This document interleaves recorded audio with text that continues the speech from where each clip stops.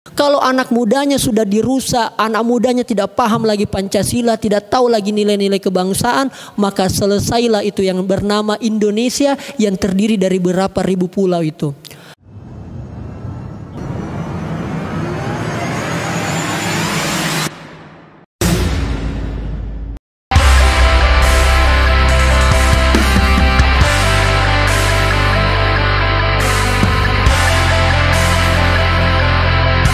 Sosialisasi nilai-nilai kebangsaan ini kegiatan DPR provinsi, karena memang kalau kita lihat sekarang banyak sekali nilai-nilai moral yang mulai hilang.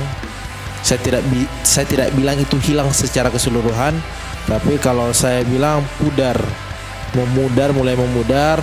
Makanya kita membuat kegiatan ini dengan harapan nilai-nilai kebangsaan yang sudah menjadi ciri khasnya orang Indonesia itu tidak hilang. Pada dasarnya kakak, ketika kita bicara tentang nilai-nilai kebangsaan, ya tentu yang ada di kepala kita Pancasila, Undang-Undang Dasar, Negara Kesatuan Republik Indonesia, yang termaktub di dalamnya beberapa nilai-nilai, tenggang rasa, menghargai sesama, hak dan kewajiban kita sebagai manusia dan sebagai hidup dalam sosial masyarakat. Itu adalah bagian nilai-nilai kebangsaan yang kira-kira di Google itu bisa kita temukan. Namun izinkan saya untuk menyampaikan kira-kira tentang nilai-nilai kebangsaan ini yang insya Allah tidak Anda temukan di Google. Kira-kira seperti itu. Karena kalau saya hanya menyampaikan apa yang ada di Google atau di buku, kira-kira ya tidak ada gunanya sosialisasi nilai-nilai kebangsaan ini, karena kakak-kakak, bapak, ibu semua bisa aja mendapatkan itu. Tetapi ada hal yang menurut saya perlu saya sampaikan di sini mengenai nilai-nilai kebangsaan. Saya kerucutkan saja pada soal integritas. Beberapa minggu yang lalu kakak-kakak, kita dihebohkan kasus di Makassar yang heboh sekali luar biasa, yaitu pelaku bom bunuh diri di depan gereja katedral. Selang beberapa hari selanjutnya ada juga penembakan anak muda, seorang gadis masih sangat muda, mahasiswi, itu melakukan uji nyali sebenarnya itu di Mabes Polri. Apa makna dua contoh yang saya ambil pada kesempatan berbahagia ini? Ini yang menandakan bahwa nilai-nilai kebangsaan kita sedang berada di titik terendah, atau kita sedang mengalami krisis nilai-nilai kebangsaan. Ada beberapa oknum, ada beberapa orang-orang yang mencoba mencabik-cabik kita punya nilai kebangsaan ini, sehingga doktrin yang masuk kepada anak-anak muda, kepada anak-anak kita, kepada saudara-saudara kita adalah bagaimana kemudian kita sendirilah yang menghancurkan nilai-nilai kebangsaan. Tidak mungkin Amerika mau menghancurkan secara nyata melalui peperangan. Tidak mungkin ada lagi angkat senjata untuk kemudian menghancurkan kita. Sederhana sekali untuk menghancurkan negara ini kakak, untuk mencabik-cabik nilai kebangsaannya. Apa itu? Dengan cara rusak saja anak mudanya. Kalau anak mudanya sudah dirusak, anak mudanya tidak paham lagi Pancasila, tidak tahu lagi nilai-nilai kebangsaan, maka selesailah itu yang bernama Indonesia yang terdiri dari berapa ribu pulau itu. Oleh karena itu pada kesempatan yang berbahagia ini saya ingin menyampaikan salah satu nilai kebangsaan yang paling penting kita pahami adalah soal agama kita masing-masing. Apapun itu, mau dia agama Islam, Nasrani, Katolik, Hindu, Buddha, apapun itu, mari bersama-sama kita fokus, mari bersama-sama kita mendalami agama kita masing-masing. Wabil khusus agama Islam. Marhaban ya Ramadan, sebentar lagi. Bagaimana nilai-nilai kebangsaan ini terpatri dalam anak muda, lalu anak muda mengaplikasikan. Nah, kita berbicara integritas. Dan ini juga sangat relevan apa yang kemudian menjadi beban dan tanggung jawabnya abang kita Imam Fauzan di DPRD Provinsi. Integritas. Hari ini kakak jujur harus saya sampaikan bahwa integritas kita, apapun pekerjaan dan profesi kita, integritas kita sedang gawat dan berbahaya sekali. Integritas itu kayak gimana kakak? Kejujuran.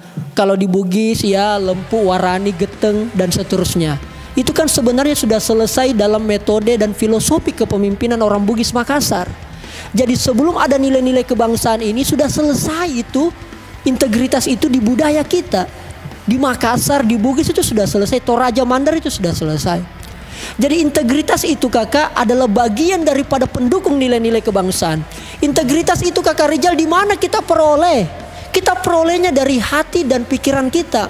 Ketika ada hal-hal sesuatu, norma-norma, tindakan, perilaku yang kita lakukan dan kita yakini bahwa kita yakini dalam hati kita ini baik dan dikonekkan di pikiran ini cocok. Karena pikiran itu hanya mencocokkan dan hati ini merasakan. Maka itulah sebenarnya integritas kita.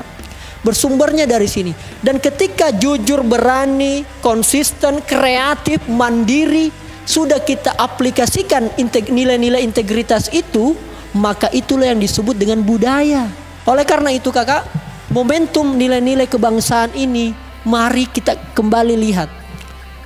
Jangan karena nilai-nilai kebangsaan itu adalah hafal Pancasila. Oke, wajib kita hafal karena syarat untuk memahami adalah hafal dulu Pancasila. Itu yang pertama kakak. Yang selanjutnya adalah bagaimana nilai-nilai kebangsaan ini, terutama pada wilayah-wilayah integritas, itu mampu kita realisasikan dengan baik.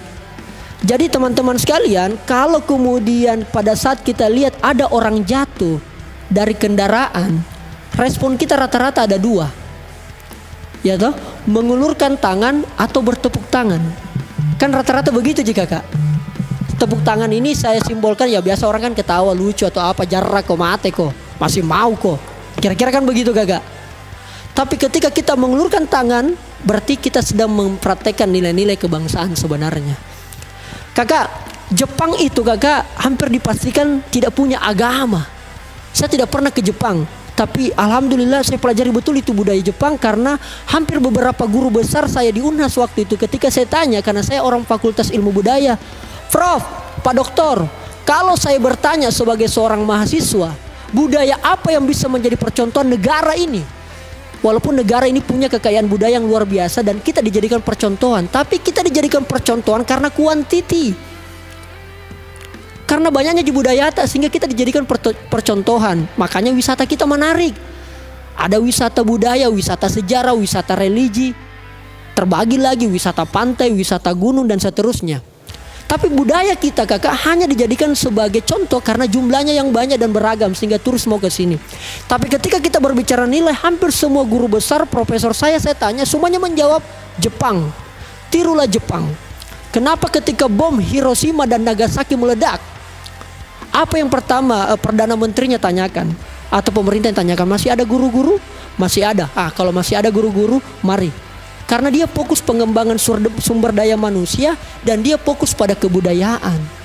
Itulah kenapa kemarin saya heran, kenapa ini Kementerian Pendidikan, awalnya kan Kementerian Pendidikan dan Kebudayaan, terus kan berganti-ganti berapa kali itu, budaya masuk di pariwisata, ada pendidikan ada macam-macam lah.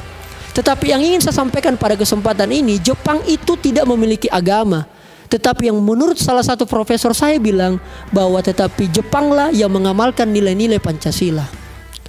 At least apa yang saya mau sampaikan kakak, bahwa kita sebenarnya untuk menjaga nilai-nilai kebangsaan ini tidak perlu jauh-jauh kakak. Kita cukup lihat yang di dekat tak saja. Lihat tetangga tak, tengok tetangga tak.